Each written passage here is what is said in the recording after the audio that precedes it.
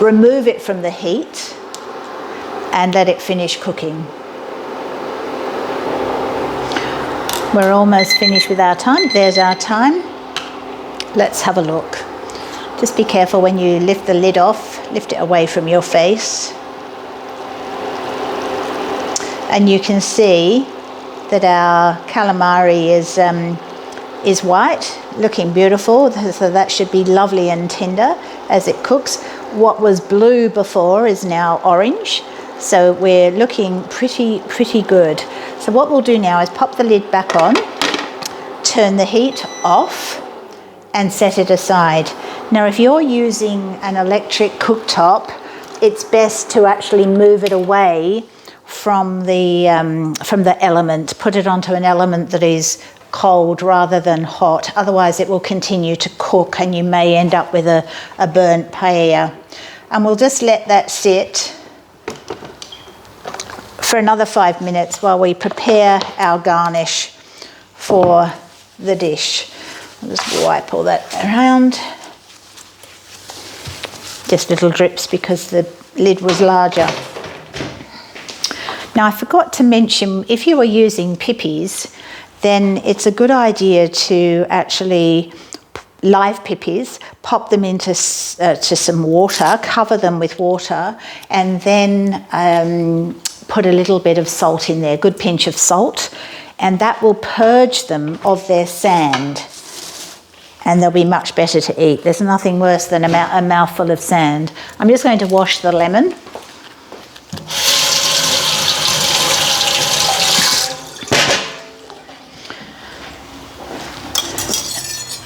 Excuse me. And the best way to cut the lemon is to actually top and tail it, like so, and then cut it in half lengthways, and then cut into wedges. This is quite a big lemon, so I'll cut into more than one. And cut that membrane off there. The reason for that is, see how I've got a lovely clean edge now? If I didn't do that and you squeezed the lemon, most people would take a fork, put it in there and squeeze it over their seafood. But because you haven't taken that membrane out there, it squeezes everywhere else or in your face, rather than actually on the food. So just take a little bit of time to make it look really nice and take that membrane off, and then it will squirt in the direction that you would like it to. I might as well use all this lemon now that I've cut it. Oops, a little bit more. And then everyone could just squeeze this over their portion. And should be beautiful. So you see, I didn't add a huge amount of salt to my paella because you've got all that lovely sea flavours coming through, and that will be a little salty from your prawns, from your crab, from your pippies particularly, and your mussels. So be careful how much salt you add because you've got natural salt coming through from your seafood. All right, now I'll put a mat on my board so I don't melt it.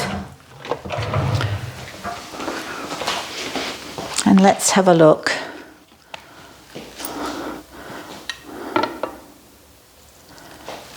Good enough to photograph, which I'll do for you. Okay, and now we just pop our lemon in and around.